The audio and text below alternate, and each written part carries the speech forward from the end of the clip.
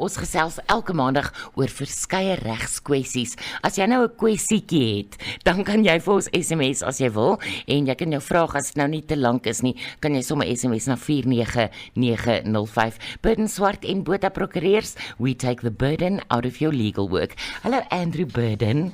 Vat my burden van die maandag weg. Ek gaan nou loop, hoor. Hallo Andrew. Hallo Kevin. Het jy nou 'n lekker naweek gehad? Ja, goeie naweek gewees behalwe vir ons rugby wat maar bietjie power was. Maar ons het goed gedoen. Ja, ons het dan goed gedoen. Ja, man mense het verwag dat ons gaan so goed doen. Nee, ek is nogal ek hoor wat jy sê. Gehoop, maar net verwag. Ja. Ek is baie trots. Waaroor gesels ons? Ag, ons gesels oor huiseienaarsverenigings en die titelvoorwaardes en die betaling van die heffings. Dis 'n gewigtige saakie. Ja, dit klink gewigtig, maar ons kyk bietjie terug in die geskiedenis. Aanvanklik het jy 'n voltitel erf gekry, dorpserf, die munisipaliteit verskaf die infrastruktuur. Dis wat meeste mense het. Dit sluit in paaie, watervoorsiening, elektrisiteit, sanitasie, riool, vullisverwydering ensovoorts. Jy kry 'n maandelikse rekening van die Stadsraad vir die dienste, die heffings en die belasting.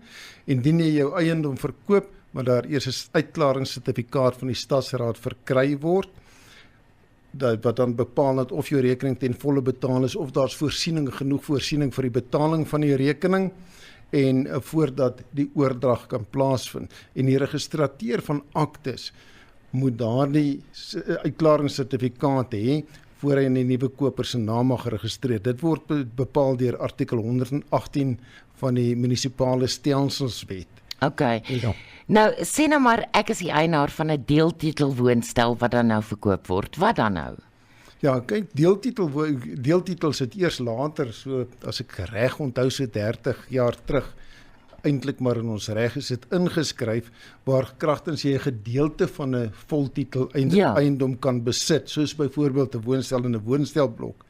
En dieselfde beginsel is op deeltitels van toepassing gemaak in artikel 15b van die deeltitelwet. Daar moet 'n uitklaring by die beheerliggaam gekry word, dat die heffings ten volle betaal is, ook natuurlik moet al die ander stadsraad rekeninge betaal wees, en in hierdie geval kan die aktevervaardiger sertifiseer dat die heffings ten volle betaal is of voorsiening daarvoor gemaak is.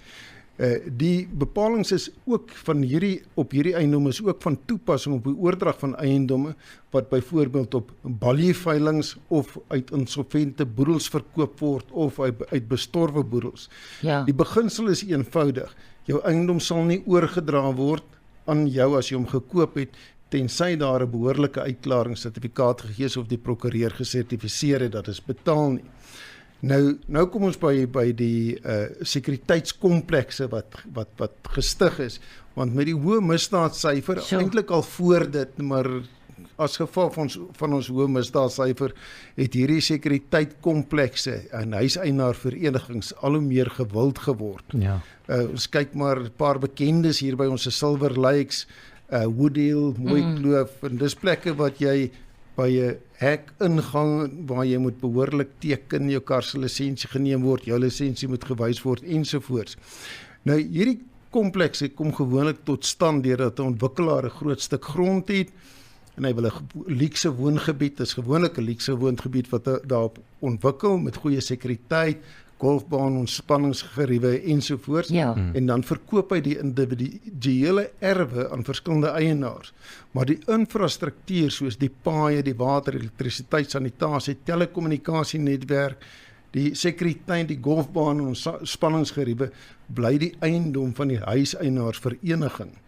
Nou elke eienaar teken dan 'n ooreenkoms met die huiseienaarsvereniging waar kragtens hy nou onderneem om die maandelikse heffings vir die dienste ensovoorts te betaal en ook onderneem om die reëls ensovoorts van die kompleks na te kom. Hierdie reëls word geregistreer teen die titelakte van die eiendom en uit daai heffings en die boetes wat gehef word, win die huiseienaarsvereniging natuurlik sy geld in om instandhouding werk ensovoorts, die sekuriteit ensovoorts. Okay.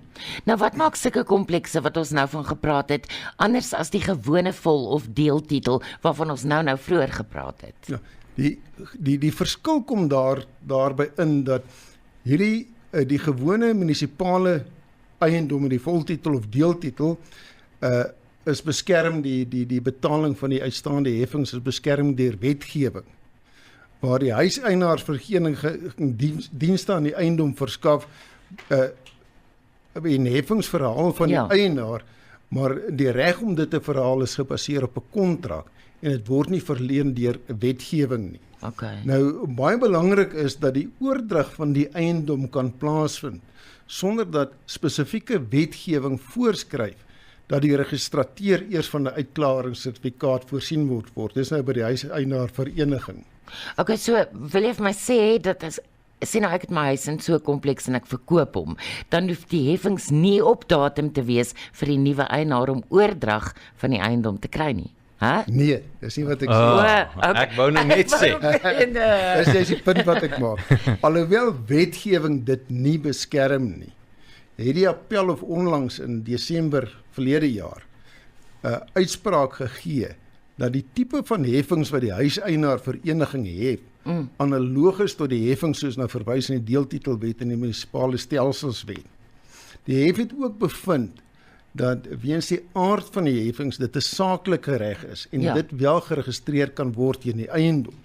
Die slotsom is dan dat dit maak nie saak wat die grondslag van die oordrag is nie, of dit nou 'n gewone verkoop is, of 'n erflatings is, of self 'n gedwonge verkoop, soos per balie of uit 'n insolvente boedel. Oordrag nie sal plaasvind sonder dat 'n uitklaring van die huiseienaarsvereniging gekry is nie. Dit wil sê sonder dat die huiseienaarsvereniging se skuld ten volle vereffen is nie. Okay. Maar nou kom daar so 'n stertjie by, daar's 'n Latynse spreek, en onthou ons in plaas van Latynse woorde, Kevin. Ja. Caveat emptor, weet jy wat beteken? Nee, asseblief. Beware the buyer, the Okay. buyer beware. Dit beteken dat die koper moet versigtig wees wat hy doen.